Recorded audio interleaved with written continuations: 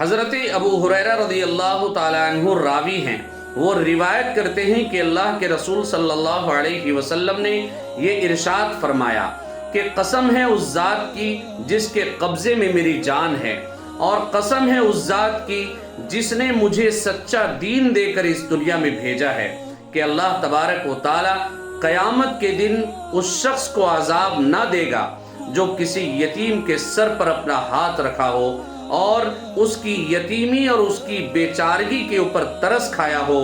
اور اس کی یتیمی کے اوپر ترس کھا کر اس کی مدد کی ہو، اسے اپنا بنایا ہو، اسے اپنے گلے سے لگایا ہو۔ اللہ تبارک و تعالیٰ سے میری دعا ہے کہ اللہ تبارک و تعالیٰ ہمیں اور پوری امت مسلمہ کو اس حدیث پر عمل کرنے کی توفیق نصیب فرمائے، اور اس امت کے ہر مالداروں کو اس بات کی توفیق نصیب فرمائے کہ وہ یتیموں کی مدد کرے اور اس کے اوپر ترس کھائے۔ آمین یا رب العالمین۔